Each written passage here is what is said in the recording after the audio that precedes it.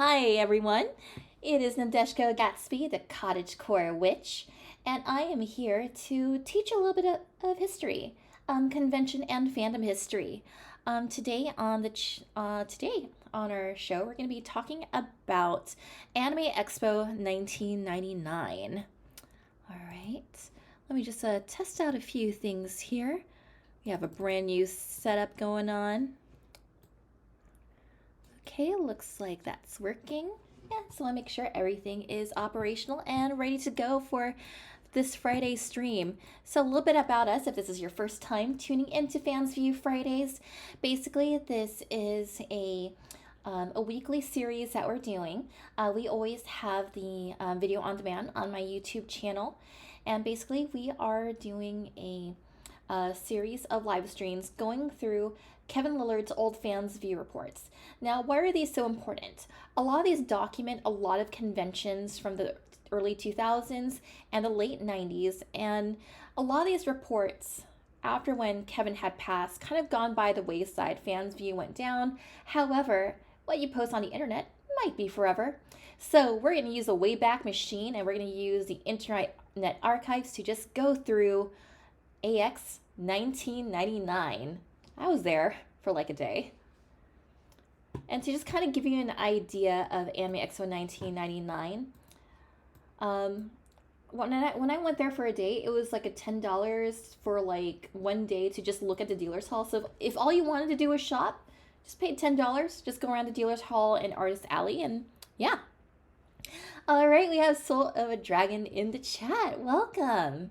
All right, Anime Expo 1999. All right, so this took place in Anaheim, California on around July 16th through the 18th, 1999. So let's kind of go through this day by day. And this was the last time Anime Expo was a 3-day event. All right, so Friday.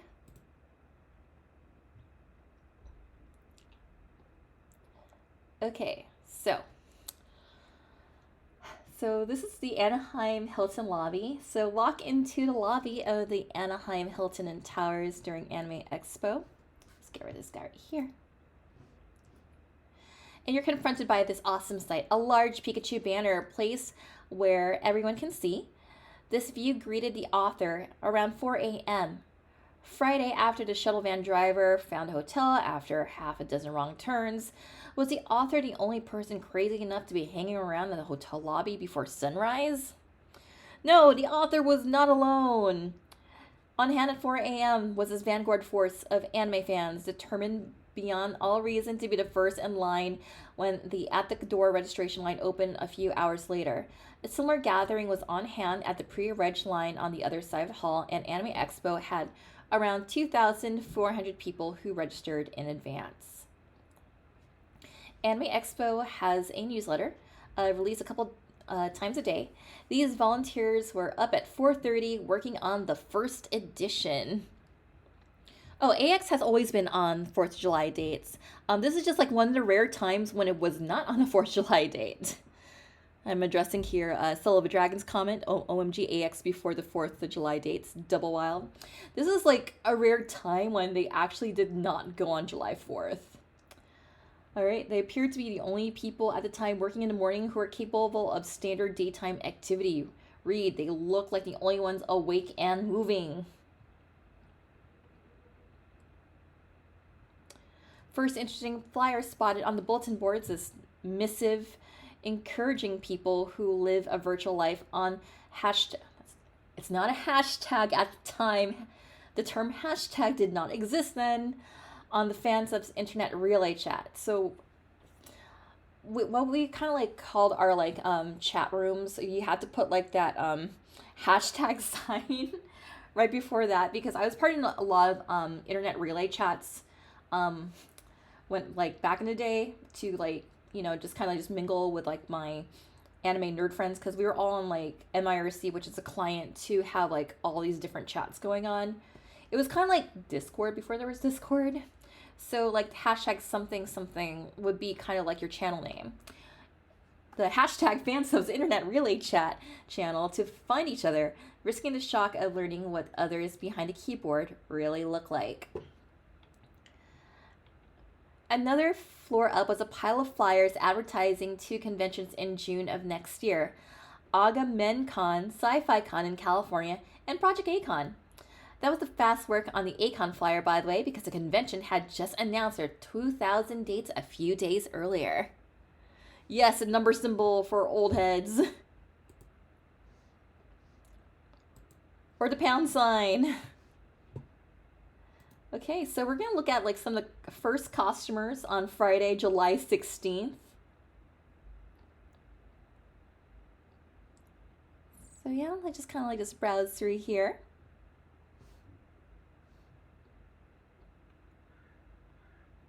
I have a Sailor Stars cosplay over here, Lena Inverse, and an Akane.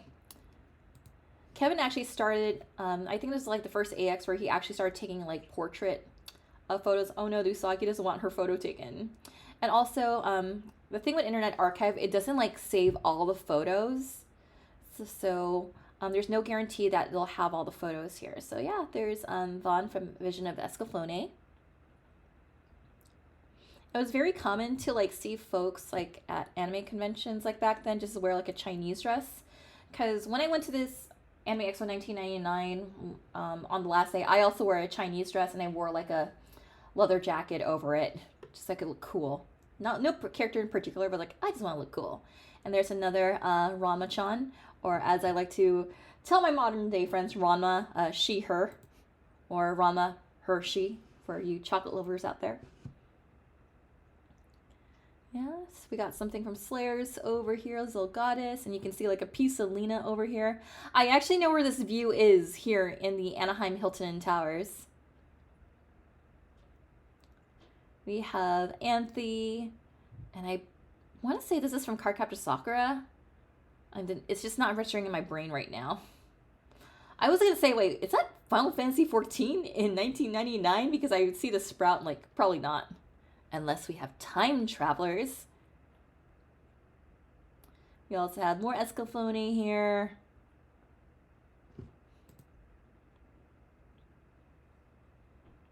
Okay, we got some broken images. All right.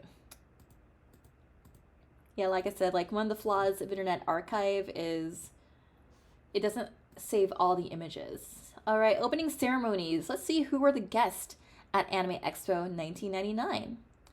All the way from Australia, Woodiya Santoso returned to Anime Expo and was handed the honor of hosting the convention opening ceremonies. And the cap and goatee is Hiroshi Hamasaki, animation director for Midnight Eye Goku and Midnight Eye Goku Part 2, Biohunter, and the new Vampire Hunter D film currently in production.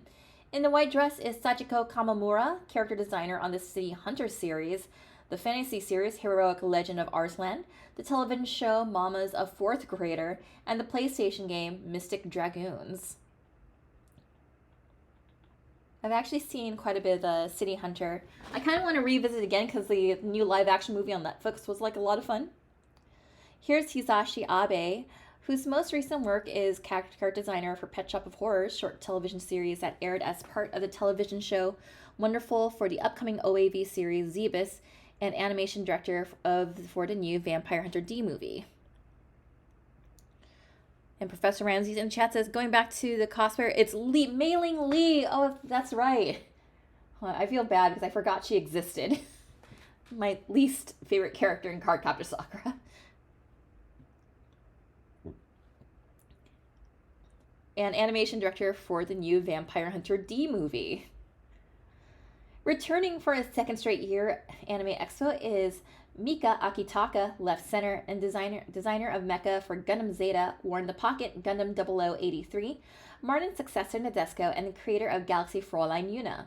To the right is Toshiro Kawamoto, character designer for the Sunrise series Cowboy Bebop, the OAV series Golden Boy, I do love me some Golden Boy, and the Human Cast, Gundam 0083, Stardust Memory, and Gundam, the 8th MS Team.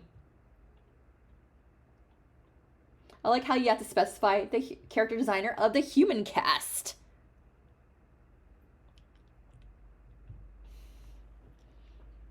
I know, maybe I had to watch Cardcaptor Sakura again and just kind of like just form new opinions on things.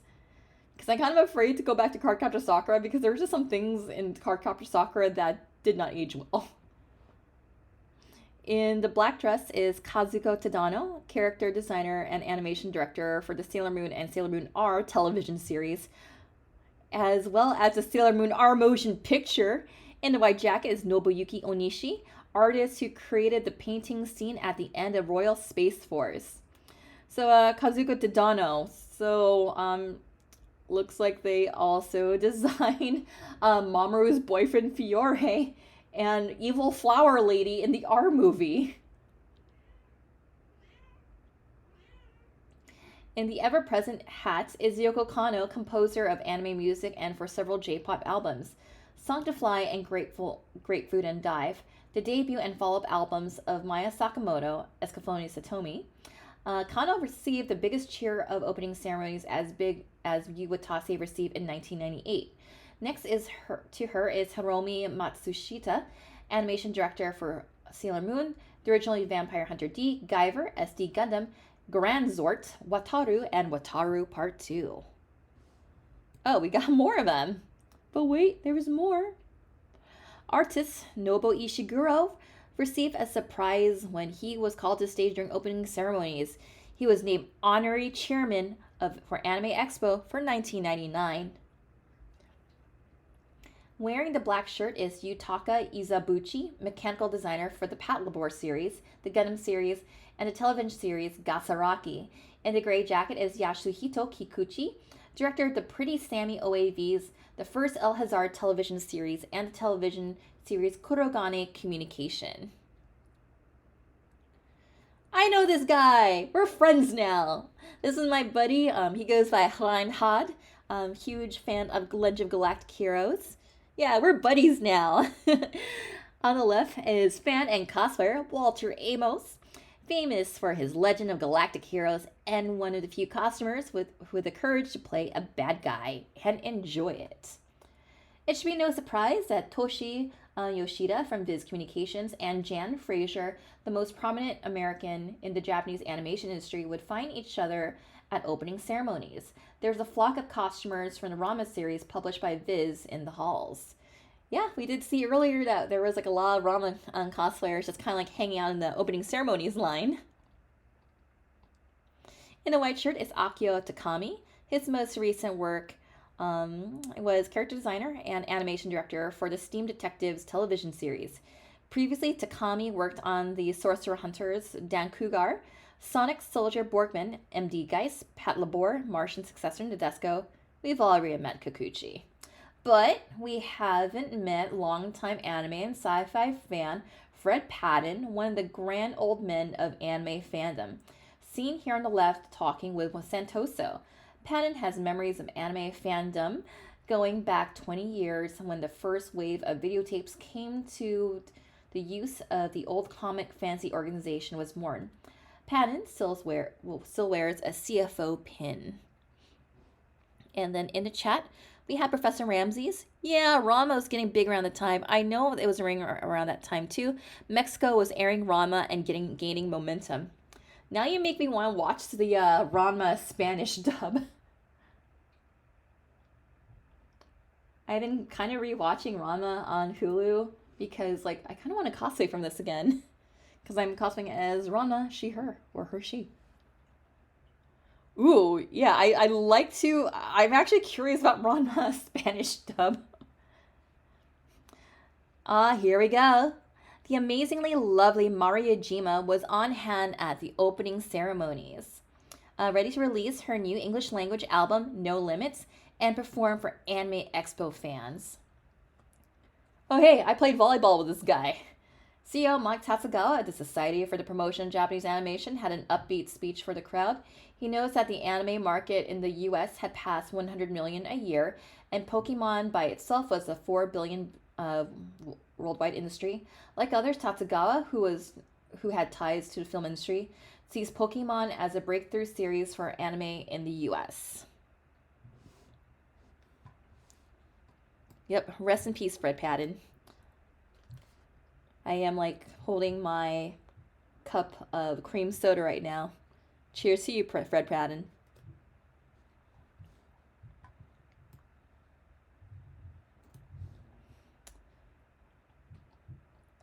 All right. In 1998, Iwatase was given the honor of painting the first eye on the Daruma doll, a good luck tradition in Japan, which is part of the AX opening ceremonies. This year, the honor went to Mari Yojima, who has her own major project with her new album. Then there was an energetic performance by the UCI Chinese Association Dance Troupe, and the ceremony was complete. All right, shout out to UCI. I gotta give it a zot, zot, zot. I'm from UCI, so what? We have like the cutest mascot of all the UCs. We have an anteater, and anteaters are adorable. All right, let's look at some more cosplay. So more Friday costumers, July 16, 1999. So we're seeing like a lot of people like cosplay from Sailor Stars because it was getting pretty huge at the time because it was like the last season of Sailor Moon. And of course, at the time of recording this, we finally got the Netflix English release, English language release for the Sailor Moon Cosmos movies. There was a part of me that kind of want to call it the Sailor Stars movies, but it's actually called the Cosmos movies. So yeah, we got Princess Fireball right here. I actually commissioned a Princess Fireball cosplay like a couple years ago. We got Chibi Chibi. We got Miyaka and a Princess Fireball. And then we got Black Lady or Wicked Lady, whichever your preference is. We got a Yui. We got Usagi photobombing the Yui. I love it. And we have more Sailor Moon madness here. I guess it was just kind of like a gaggle of Moonies, just kind of like just hanging out. Chibi Chibi and what looks like an Usagi. We have a Slayer's cosplayer within the midst of Sailor Moon cosplay. Hey, it's Rob. Welcome to chat. Also, we have an Escaflowne cosplayer, Meryl.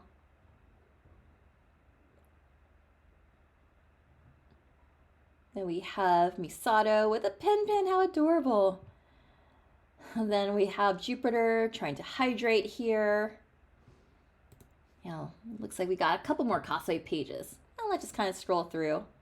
We got Ranma, we got some King of Fighters, Slayers, we have Darkstalkers, we got Renoa,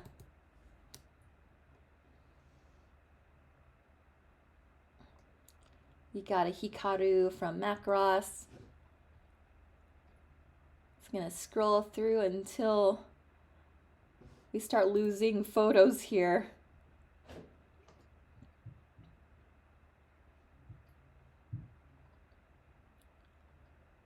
This is a pretty awesome group here.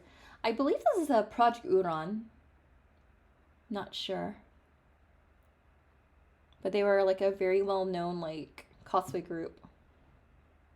We also have like just taking it easy and Chichiri here. I do love me Chichiri. We're Fushigi Yugi over there. We have Utena. I'm actually working on an Utena cosplay. It was so hard to come by like pink wigs back then. We got Toski from Fushigi Yugi. Just kind of scrolling through.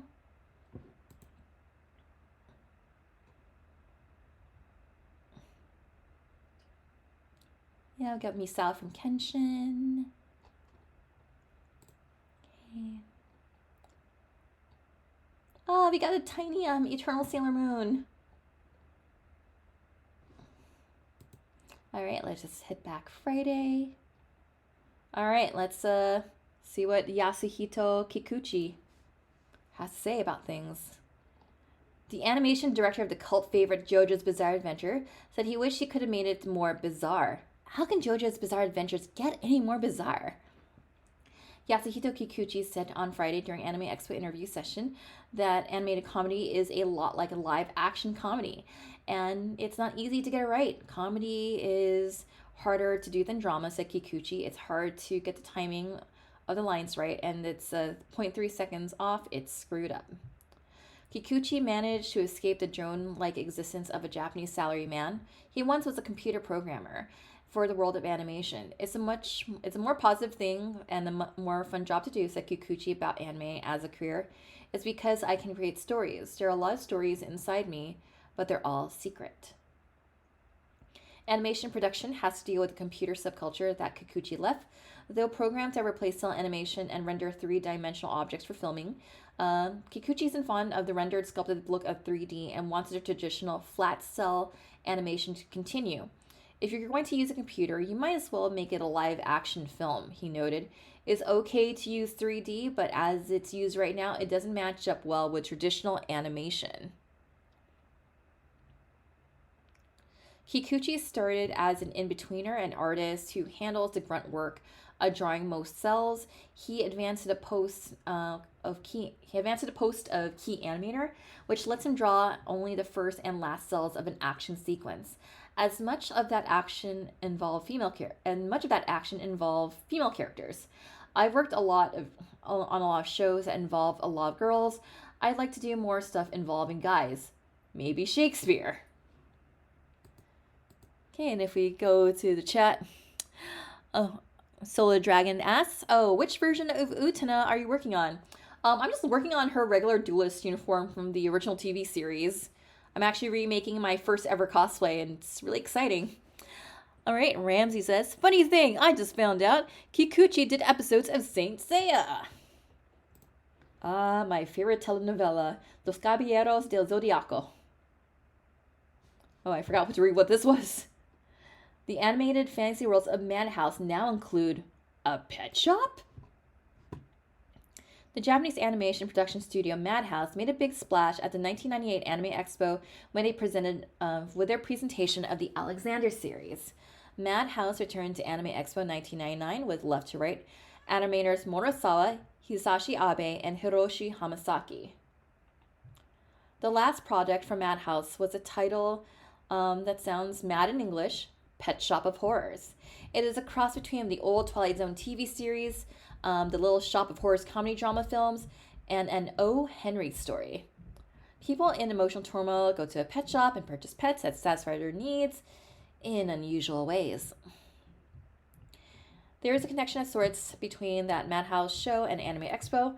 Hamasaki noted that Pet Shop is not set in Japan, but in the Chinatown section of Los Angeles.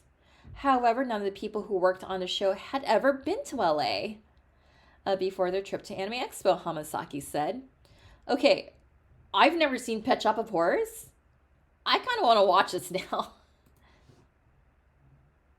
Pets can cure grief in real life, and the same thing happens in the anime, but the stories are a little bit more intense. Abe spoke about one story where a husband and wife lose a daughter and they go to a pet shop looking for an animal to give them some solace. Instead, they find another daughter of sorts, named Usagi or Rabbit. Familiar to Sailor Moon fans, but in a while, different contexts in this case. Madhouse has created an amazing variety of anime, from the future retro comedy Western Trigun to the ultra cute Cardcaptor Sakura. We don't have a policy that we do a certain theme, Morisawa said. It is based on whether we like it or not, added Abe. We believe the quality of our production stays high, and we try to keep that the standard.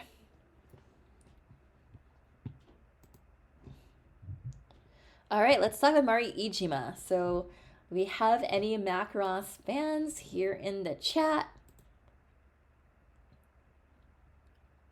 Mari Iijima brought with her to Anime Expo 2 children, a carload of CDs, and a world of hope. On her way to the event in Anaheim, Iijima stopped at the disc factory and picked up the first pressing of her No Limit album, the first she produced and written on her own. It's independent, it's all out of my pocket, Iijima said. The album finished only 3 weeks earlier and went on sale right after Iijima's night concert at Anime Expo and on Iijima's site on the World Wide Web. Iijima's goal is to use No Limit as her path towards an American record contract that would fill the gap after her Japanese record contract was not renewed a few months ago. Sales of the record depend on the enthusiasm of fans at events such as Anime Expo. They're kind of cool. Maybe LA's a thing, she said about people attending the event at Anaheim. One development, which happened the previous day, that delighted Ijima was her penning role on an episode of the Pacific Blue TV show. I'm going to be a troublemaker for that episode, she said. The role came after years of trying to get a TV or film role. The audition was unnerving. I got so nervous, I made a few mistakes, and I asked to do it over again. I went to my manager crying, and I got a call saying, I got it, the part. Ironically, it will be the first acting role in which Ijima has been seen on film. Of course, a celluloid character was seen when Ijima was Minmay in Macross. And I actually do have the English dub of Macross, where Ijima actually reprises her role as Minmay, and it's all done in English. It's pretty trippy. 2 weeks earlier at Otakon, oh wow, Otakon, so Otakon happened right before Anime Expo this year. That's pretty trippy. 2 weeks earlier at Otakon, Ijima had made a passing comment about her soon-to-be ex-husband. At Anime Expo, she spoke more openly about her pending divorce from Jim Studer. Ijima's marriage to Studer had led her to move from Japan to Los Angeles, where she lived for around 10 years with little contact with American anime fandom. Listen closely to the Us song on No Limit, and there's a story about that relationship, she said. It took so long for me to be okay about it, she said about the breakup. While Ijima won't be married to Studer, he will still assist her music career, she said.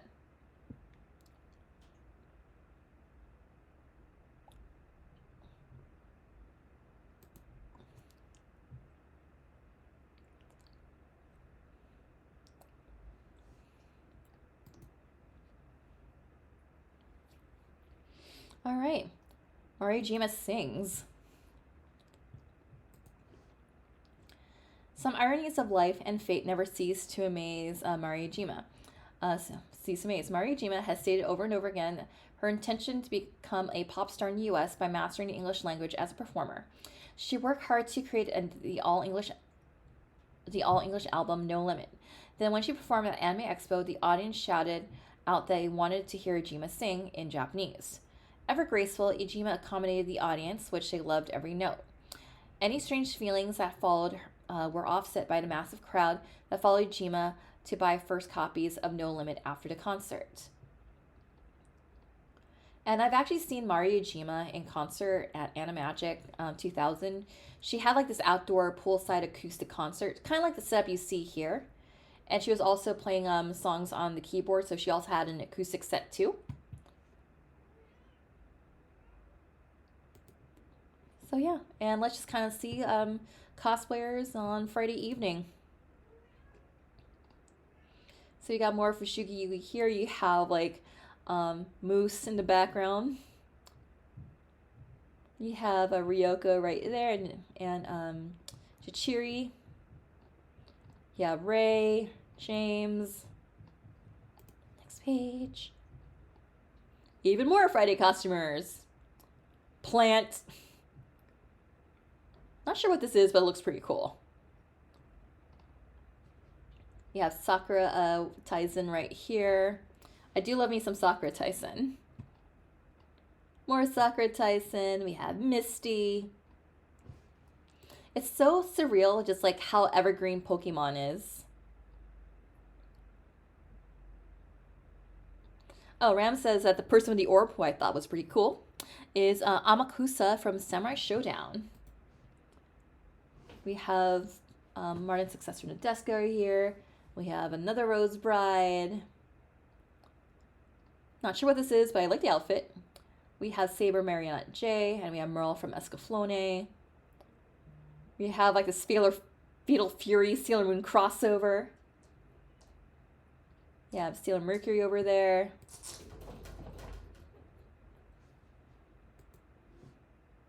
Okay, let's kind of go through what we have here.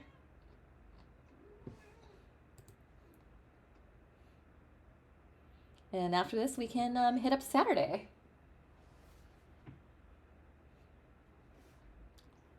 Yay, more Ranma. Looks like we have a shampoo right there. I guess like one of like the shortcuts to costing his shampoo, like easy mode, was to like just get like a Chinese dress and just kind of like just lightly style a wig to kind of look like shampoo. All right, so that's all there is for Friday. Now let's go to Saturday, shall we? Anime Expo Saturday highlights. All right, let's look at some Saturday morning cosplay here.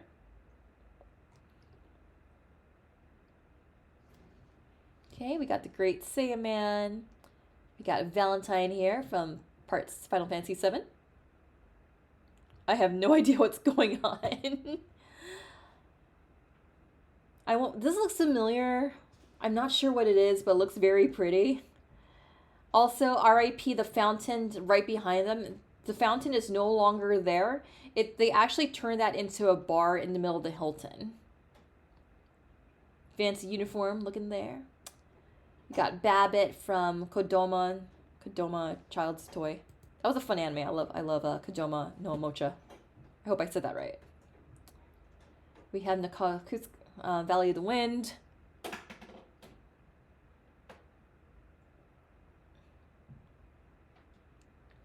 Let's see, we also have more cosplayers just like hanging out outside. We got Vash over there. We got a vintage Vash. It's so funny, like I'll post like old photos and like I'll post like Vashwood photos on TikTok and people are like, oh my god, it's vintage Vashwood. That Disney gift store is still there. We got Toski. Okay, just scrolling through. I like how some of these photos that Kevin took are just kind of like, here's a random photo.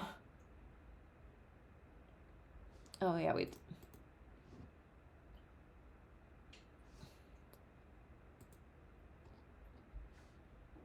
Okay, it looks like, yeah. All right, let's talk about Sailor Moon character designs. Okay, Kazuko Tadano and Hiromi Matsushita. The look of your favorite anime characters comes from the people like these. Kazuko Tadano created the character designs for Wedding Peach, yay, Dan Cougar and Sailor Moon. Hiromi Matsushita directed the Sailor Moon series, the original Vampire Hunter D, Guyver, and SD Gundam.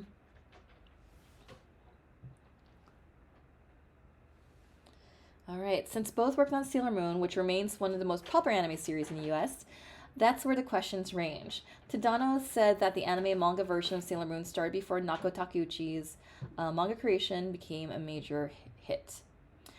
So it wasn't intimidating to work on the designs for the animated versions. However, it was hard to organize things to make things easy to animate, Tadano said. When translating from the manga to anime, every animation series needs to have the original character design simplified so they're easier to animate. And that was the case for Sailor Moon.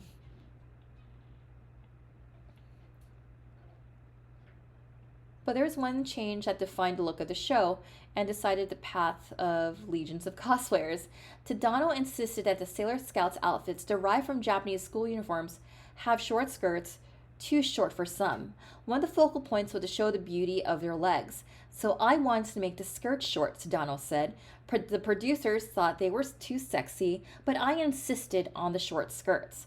The result was a distinctive appearance of the Scouts on TV, which launched a flood of costumers across the world, most of whom are female. This is actually really interesting because I guess we have her to thank for like shoujo legs.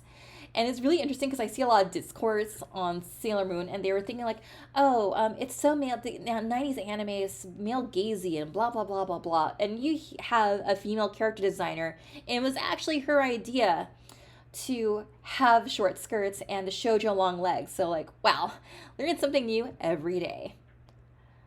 Of course, so skirts fly up and the Sailor Scouts have their frequent fights. It was hard to keep the underwear from showing in the battle scenes because the skirts were so short, added Matsushita. There are a few animation directors who really love cheesecake compared to the others, he said. Alright, let's talk about one of my favorite composers, Yoko Kanno. Do we have any Yoko Kanno fans in the chat? She dances, plays the piano, and composes breathtaking scores. But does she sing? That has been one of the questions asked by fans of Yoko Kanno, known for her soundtracks for memorable anime movies and TV series. Kanno, enthusiastic as ever, was coy about the question. Me? I cannot tell you, Gabrielle Robin. It's a top secret. Imagine. Kanno said during an interview session. Kanno dancing? She said she took ballet lessons once, and she often composes music as if it was for a dance instead of a film. Sometimes I imagine dancing along with the theme, or if it's a military theme, I see a military parade to my music. If the music's serious, I end up crying while I compose it. Kanno sees colors in many of her key signatures. D major, known to most of the key of the Hallelujah chorus from Messiah by George Frederick Handel, has a lonely feeling for Kanno. I can't imagine how I got so famous, Kanno said. And yet the fame has led to a busy life. Along with her anime and live action film soundtrack, Kanno writes music for 2 or 3 Japanese TV commercials a week. Very important in that nation where the TV tie-up can make a song into a hit. When Kanno creates an album, she takes control at the point of writing where the liner notes and producing the album covers. Yet for all of Kanno's fame in writing anime scores, she doesn't match any she doesn't watch any anime or television for that matter, other than the shows that feature her music. Perhaps that's to keep the music flowing through her head. I'm still and not at the level I can be, she said. Now it's very low.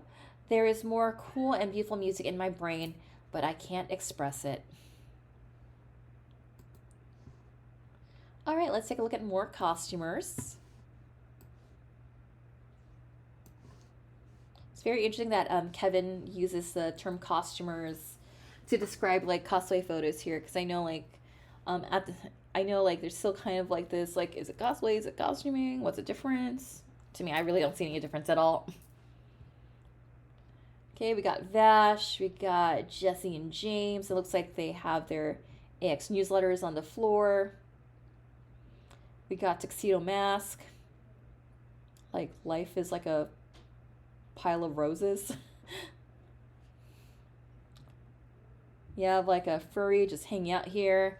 We got a full Sailor Moon group that looks pretty awesome.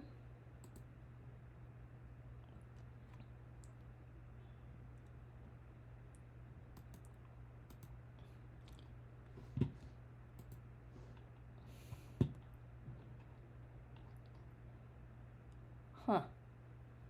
It's weird, like if I click on it, it'll show me the image.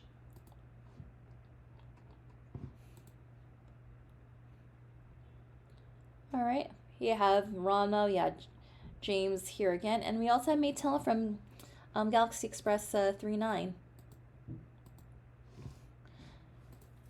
Let's see, sneak peek of Masquerade. Looks like we just kind of gathered all of the Masquerade contestants kind of like in the kitchen area, kind of like as a holding room.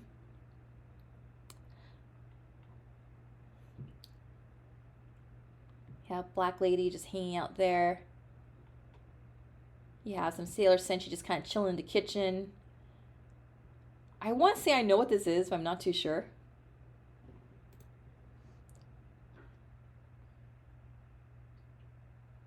Just kind of scrolling through here.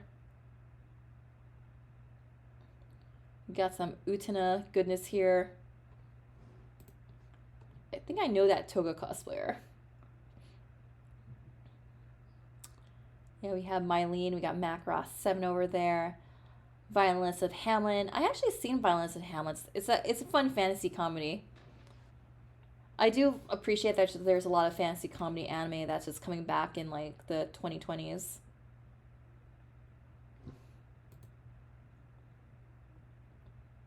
Oh, that thing I was wondering about, that's Giant Robo. Well, we're also going to see like how they look on stage too. This is all just the backstage photos. Scrolling down. I really like this Cosmos here.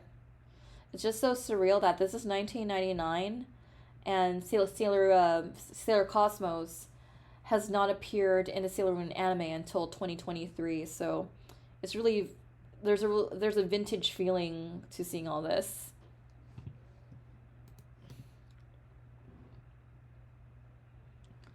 Okay, fans met the leaders of some of the biggest US anime and manga companies on Saturday. Here's what happens when the fans meet ADV Films at the end of the company's Saturday panel at Anime Expo. People rush to the front of the room to pick up the posters handed out by the company executive John Ledford. Plenty of fans were on hand for the panel. When Ledford and Matt Greenfield of ADV announced a couple of new titles, Shin Robo, Sorceress Stabber Orphan. The last word in that title, by the way, is deliberately misspelled, according to Greenfield. He pointed out that common words can't be copyrighted, so names have odd spelling to make new words that can be copyrighted. That might explain some of the oddly spelled names in rap groups. Other new titles from ADV, the live-action Parasite Eve, Tokyo Blue Police Branch 22. It's said to have an interesting concealed weapon scene, and Dragon Blue. Viz Communications had an interesting anime announcement, Love and Pop. Oh my god, I remember hearing about this. From the creator of Neon Genesis Evangelion, alright, Toshifumi Yoshida and editor Bill Flanagan had a lot of information on Viz anime and manga titles. Starting with a lot of Pokemon. Are you ready for Electric Pikachu Boogaloo? Along with more of the current Pokemon comic, the nation's bestseller, Viz will have a new Pokemon comic based on the Red vs. Blue game, with lead characters named Red and Blue, not surprisingly. Kids' Pokemon books that tell the stories of individual pocket monsters, Pokemon graphic novels complete with Pokemon pinups, and Pokemon origami are some of the items coming from Viz.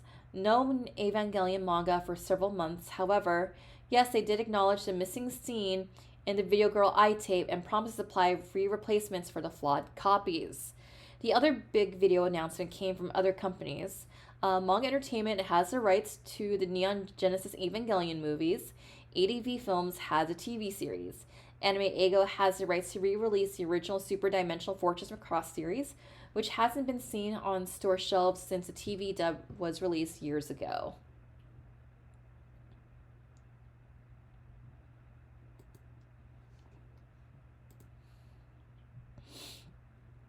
Okay, let's talk about the Star Blazers reunion tour. Okay, I've never seen Star Blazers. I've seen like the first 2 episodes of the new Yamamoto. So that's just the extent of my knowledge of that. I know I need to continue it because I like what I saw so far, but I've never seen the original Star Blazers. Since the beginning of the Star Blazers reunion tour with Amy Howard in 1997, the woman who voiced Nova in the American version of Space Cruiser Yamato has graced this page on several occasions. At Anime Expo, a couple of new faces joined the tour. One was actor Ken Messerol, who supplied the voice of Derek Wildstar on Star Blazers. Messerol, who lives in Los Angeles and has continued his acting career, including an appearance on Star Trek The Next Generation, made his first anime convention appearance at Anime Expo. He had been at the convention only an hour and a half before the Saturday panel began. Another addition to the reunion tour was a man who was with Star Blazers before it took the name, Noboru Ishiguro, who directed many of the series episodes. His appearance at Anime Expo set up a remarkable first-time meeting of people from the Japanese original and the American version of Star Blazers. Whoa, that is trippy. Star Blazers fans love all the long series from the TV version to the Space Cruiser Yamato movies. Not so Ishiguro, however. Yamato should have ended with the first TV show, he said. We were forced to make Arriva. I don't know my Italian. Italian name Yamato. Ishiguro said the producer of the TV series had gotten tired of Yamato and decided to kill off all the characters in one of the movies in order to have no possibility of any sequels at all. However, all of what that producer's subsequent projects were flops, so Yamato was reborn. What about the series' popularity in the US as Star Blazers? This is something I couldn't believe until I saw it, said Ishiguro. Messerol has enjoyed the atmosphere of the Next Generation series, which are smaller than they look on TV, and it's strange having to act to a blank screen on stage before the effects are added. Still, Star Blazers has a special place in his acting memories because it was a very well written series. The human elements in Star Blazers meant something to me, Messerol said. The other anime cartoons are just full of things being blown up. They pay me to grunt and die. As for the differences between American and Japanese voice acting, the differences between Yamato and Blazers, Messerol defends his work, saying, "We do it the way we do it." He didn't take any cues from the Japanese voice actors, noting that it sounded the same to me being rewound as going forwards.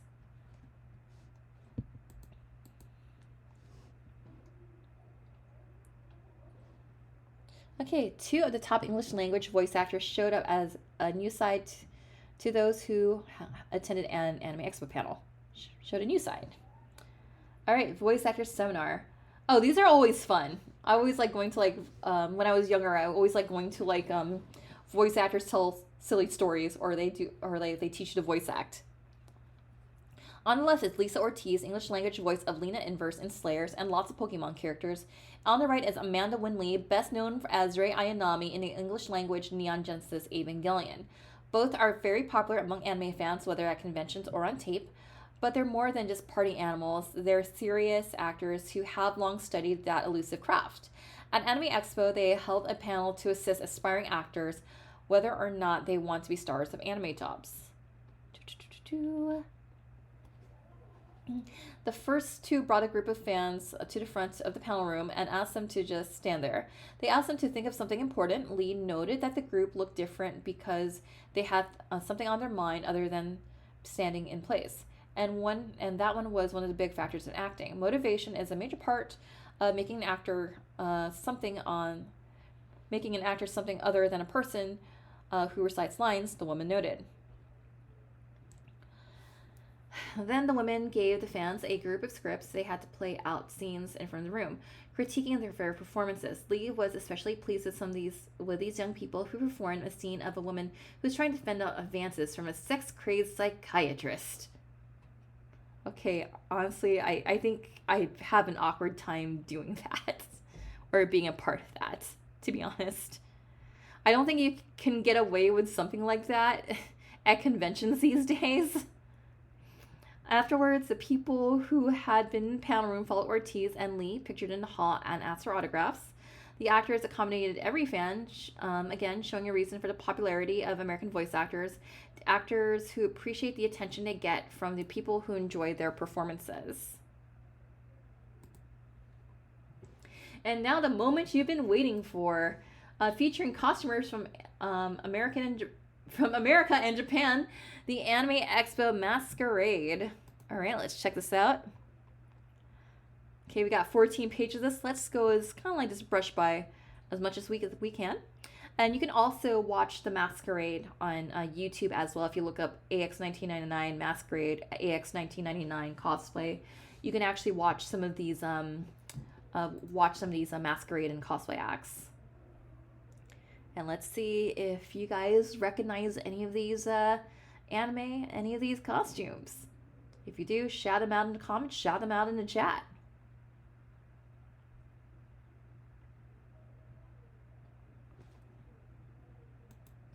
Got Uten over there. Oh, we got cute Sakura and Tomoyo. That's adorable. Ah, there's the giant robo, all assembled. Got Sailor Moon. We got some Metal Gear.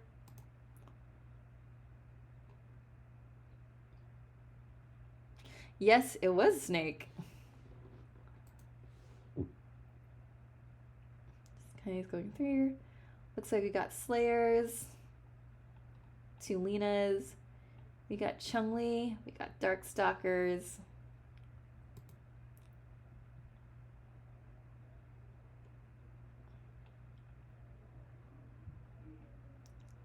Yep, looks like we got some Sailor Moon performers over there.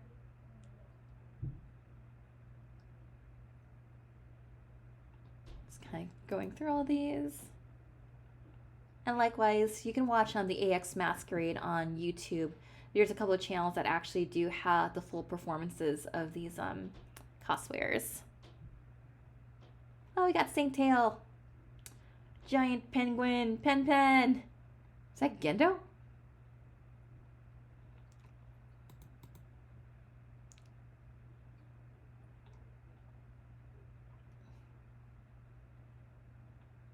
Looks like got more Sailor Moon here. Got Fushigi Yugi. We have Seiya and Princess Fireball.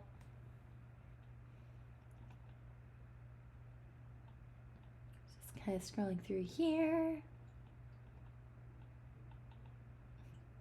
Yeah, this guy here looks like my buddy Dan.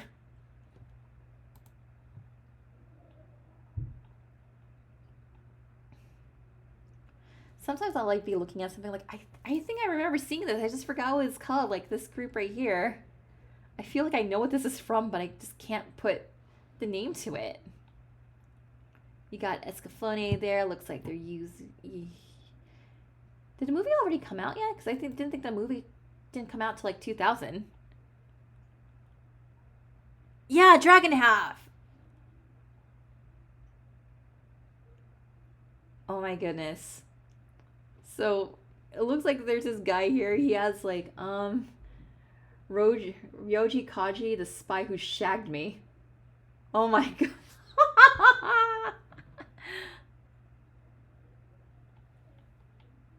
So I guess this is like an Austin Powers meets Evangelion.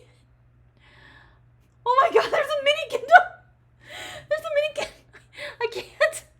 There's a mini Gendo! Oh my goodness, there's a mini Gendo! There's a mini... Okay, that broke me.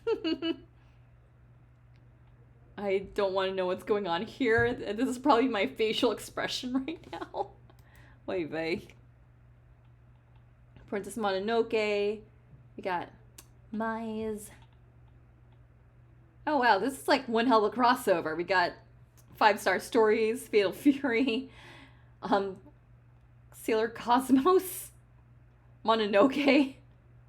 Yeah, like I said in my 98 stream, like back then, Masquerade was very anything goes.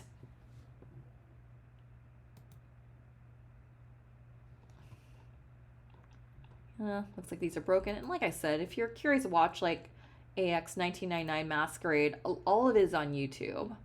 So yeah, after this, I'm probably going to watch that Austin Powers Evangelion skit.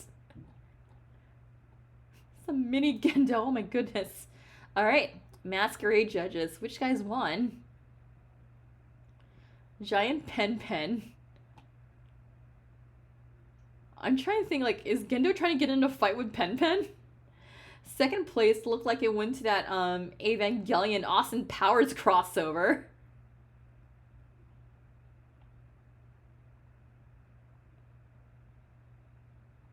Just kind of scrolling through here. Third place, I'm assuming it went to the Violinists of Hamlin group.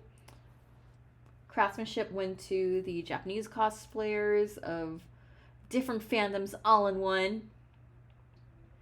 Judges Awards. More Judges Awards. Oh my god, is that soy sauce? That's pretty awesome. Aw, Children's Award. Yeah, you were adorable. Mixed Entertainment. Wow, that really ages us. Mixed Entertainment Best Sailor Moon Costume. Looks like it went to these Sailor Senshi over here. Mixed Entertainment Best Magic Knight Rayearth Costume. Central Park Media Best Record of Lodos War Costume. So, like, there's a question mark right there. AD Films Best ADV Films Character Costume. Hey, remember when, like, companies would just give awards to, like, hey, your costume from our franchise? Here's an award. Pioneer Entertainment Best Pioneer Entertainment Costume. He's just asserting his dominance over Pen. Alright. And now it's time for the last day of Anime Expo 1999. Alright, of course, the final day of Anime Expo begins with the latest views of people in costume. Okay, looks like we have Coughing over here. And we got like I love this. I want to say this is Vampire Princess Mew, but I'm not too sure. But I love the outfit either way. Yeah, coughing.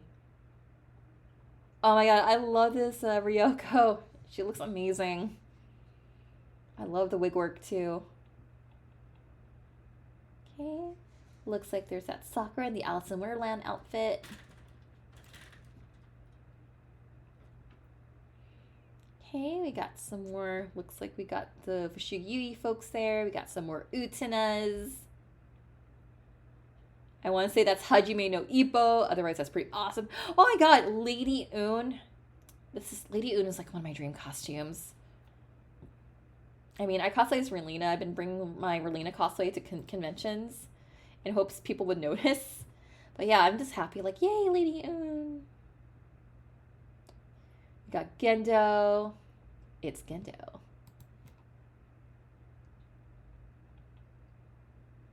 Okay, just scrolling through here.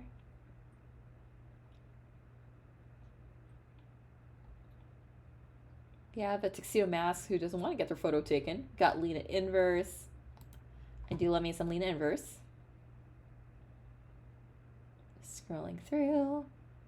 We got Escaflowne. Got some more 5-star stories. We got some Jury in there. Okay, looks like the rest of these photos here are broken. And if you're curious to see like these photos, I believe ACP Anime Cosplay American Cosplay Paradise has also archived all the cosplay photos, but they didn't archive the guest photos. All right, with that said, just a quick drink break.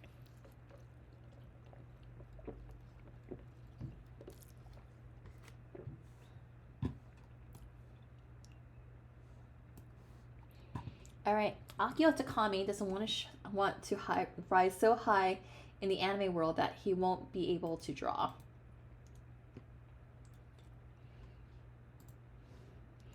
Akio Takami has moved up through the ranks of the anime industry. He has been a key animator and character designer for several shows, and most recently he designed a character and directed the animation for Steam Detectives. The manga's creator, Kiya Samiya, asked Takami to work on the anime version. With all that experience, did Takami want to take the next step up in the ranks and become a director? Not really, because when you direct, you can't draw, Takami said. He'd rather draw his own manga than be a director. Working as an animation director already is enough work, he said. Sometimes more work than being a director. While an anime director serves as a project coordinator, the animation director will actually supervise the creation of the film we see on screen. That means getting all the character movements just right so the action is convincing. According to Takami, mecha are harder to animate than people. I have to make something that does not exist look as if it does exist. With normal characters, I can act out myself. Like many American animators, Takami does have a mirror at his drawing table. He uses it to serve as his own model for many of his drawings, even for female characters. One of the big attractions that anime has for American fans is its cinematic movement. The camera's point of view is not fixed, but swings, shifts, and flies to complement the action on screen. That style is something that's developed in the last 15 years. Over the years, those who have looked up to the artists who could create the cinematic feel have come to do it themselves. Now, there are many people who do this in the industry, Takami said. While the trend was toward imaginative, realistic action is welcome in most anime, Takami thinks it's going too far when children's shows are done that way.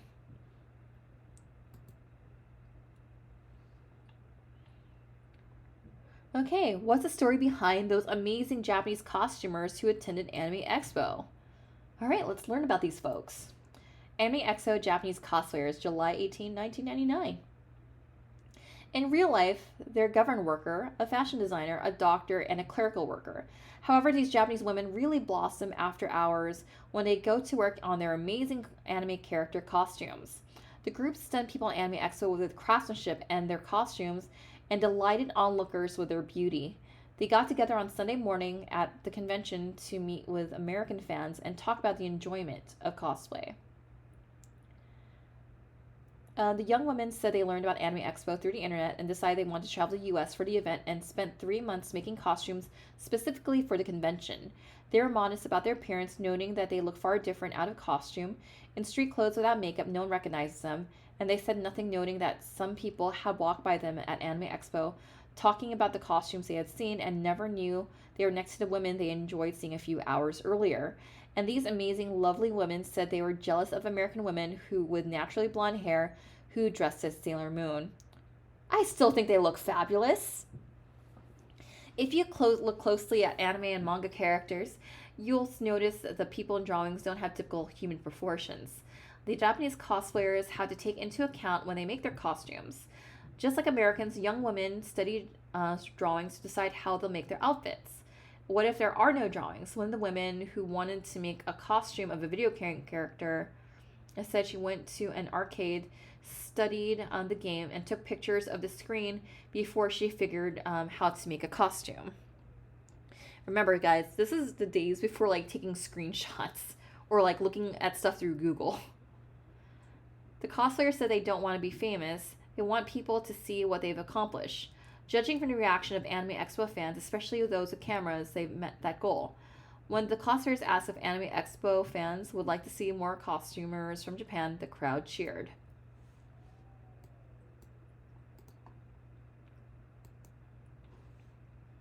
Nobuyuki Onishi bridges the gap between the two schools of art in Japan, serious art and anime.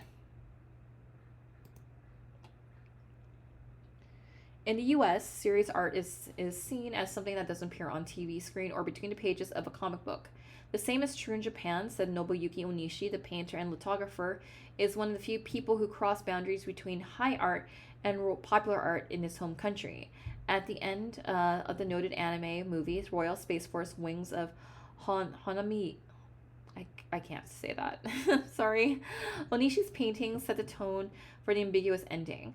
The producer of that film commissioned Onishi to create those paintings. In Japan, high art and pop culture, like anime and manga, are separate, Onishi said. Some people see a long distance between the two, but I don't think anime is low culture.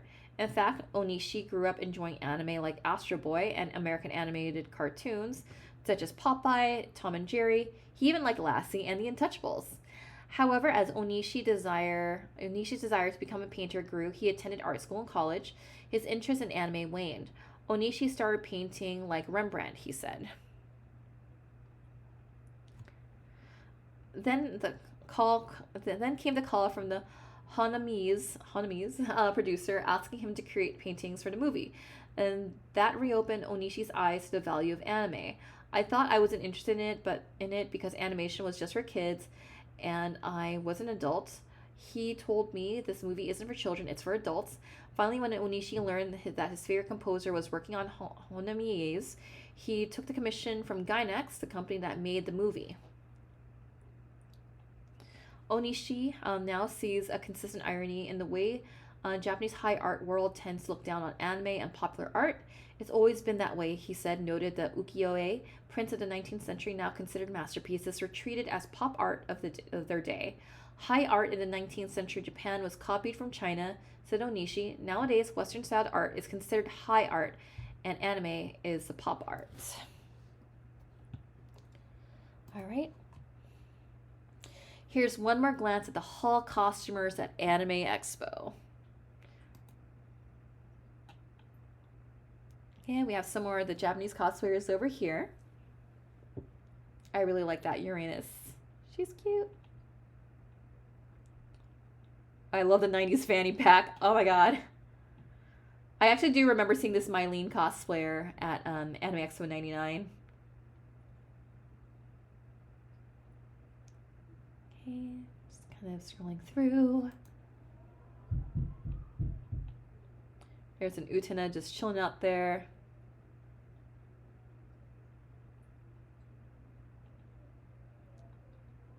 Looks like we've got Ranma over there again. All right, not much in for the end of Sunday, but we're gonna go through Kevin's final notes of Anime Expo 1999. And remember, if you want to support the work we do, you can always donate to our Ko-Fi. Go to our Ko-Fi link. It's in the chat. It's in the description. And I'd appreciate anything you'd have so we can keep this show going. All right, Anime Expo 1999 author's notes. The dealer's room in a basketball arena. So if you're familiar with the Anaheim Convention Center, there's like this like a sports arena that they have that kind of looks like a spaceship kind of. And that's where the dealer's hall was held. So it's like in this like circular kind of place. I remember like just walking through here, and I remember shopping through here. Something interesting. All right, Anime Expo author's notes. So some of the interesting sites from Anime Expo. Translator Neil Needleman trying to teach Master of Ceremonies Lydia Santoso how to pronounce the names of the guests of honor a few minutes before the start of the opening ceremonies. The constant trail of cameras and flashes that followed the amazing, lovely Japanese cosplayers. The incredible crush of fans who stormed Mariujima's table after her Friday concert to buy her new album. Yoko Kanno's girlish grin when she encountered a life-size video game mascot at the guest reception, the long line for AtCon registration on Friday when 3,800 people attended Anime Expo, holding the dealer's room in the Anaheim Arena, the former home of the Anaheim Amigos of the American Basketball Association. The fans who surrounded the voice actors Lisa Ortiz and Amanda Winley after an acting panel. The most popular costume this year was Catgirl Merle from Vision of Escaflowne. Sailor Scouts and Miyakas in both costumes from Shuki Yugi were nearly as popular. There were two nearly identical Ryokos from Tenchi Muyo and two almost identical plug-suit Rei Ayanamis. Lots of, yet nearly identical, Rose Brides Anthys from Revolution Girl Utena, a rare and solitary Maytel from Galaxy Express 39, the unusual male Kiki in the black dress from Kiki's Delivery Service, the attractive young woman in the pink hair who said, "That's not a costume. I dress this way every day." The first convention since June without a Pikachu costume seen by this author. The big signs signaling the new alliance between AD Films and Suncoast Video. The buzz in the halls about the manga entertainment deal to handle the Neon Genesis Evangelion movies. And Anime Ego getting the rights to the original Macross series. The TV sets near the usually slow elevators, which blared the unending CNN news about the John Kennedy Jr. plane crash, a story that went ignored at the convention. Anime Expo got really big this year. It grew from 4,500 in 1998 to around 6,000 in 1999. That growth might have led to some of the more disorganization.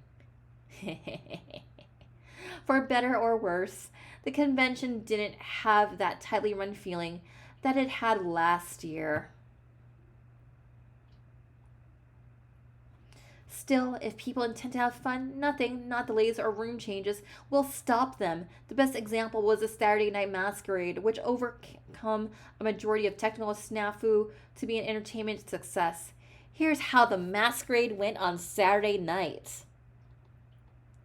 7:30 p.m. Something's wrong. Music videos are being played, but there's no sound. Just like in the days of silent films, fans are laughing along with the funny parts. 8 p.m. Scheduled start of the masquerade. Much fiddling around the stage with microphones and cables. 8:43 p.m. Mike Tatsugawa of Anime Expo jumps on stage, signals for quiet in the big room, and announces the main sound mixer was fried. A replacement is on the way from another room. 9:33 p.m. As patient customers watch from backstage, the crowd cheers as the technician recites, "Test 1, 2, 3," into the podium mic. 9:39 p.m. The sound for the music videos has returned.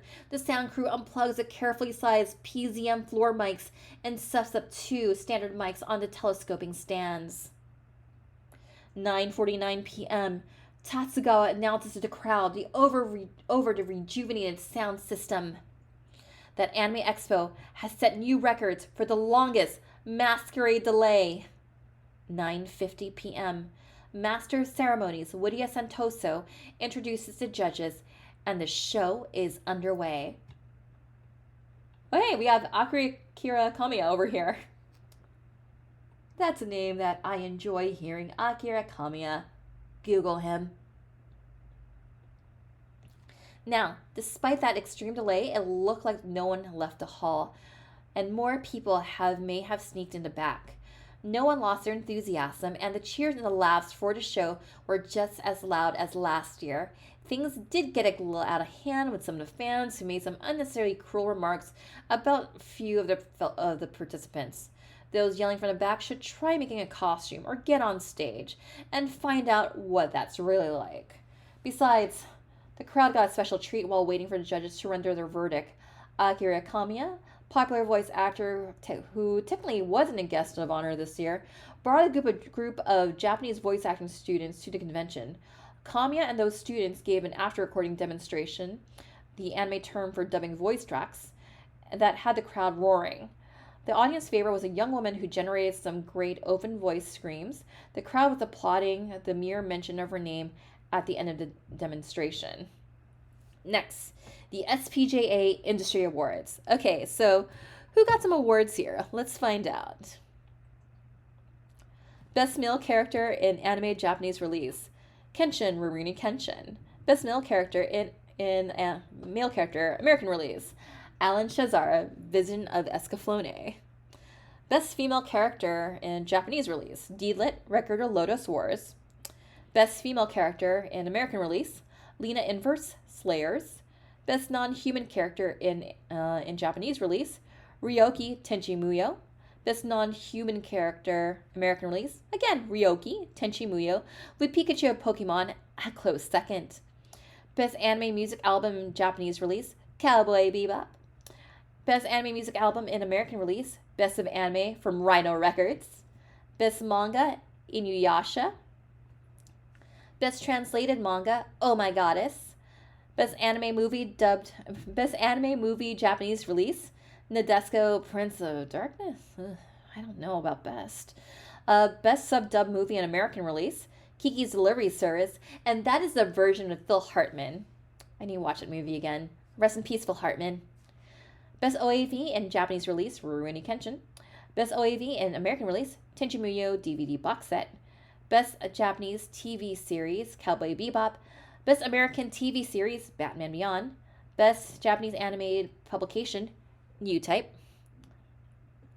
Best American Anime Publication, Animerica.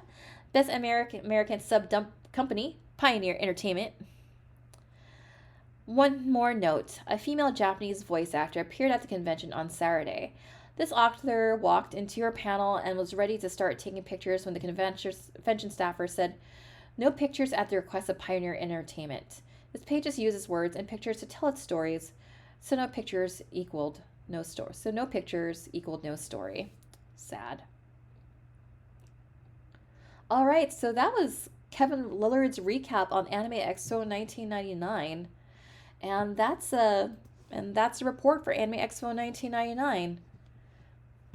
Anime Expo will find its way back to the Anaheim Convention Center in 2003. So, this pretty much wraps it up for Anime Expo 1999. Next week, we're going to be going over Anime Expo 2000. We're going to start again at our usual live stream time of 7 p.m. Pacific Standard Time. I'm very excited to talk about Anime Expo 2000.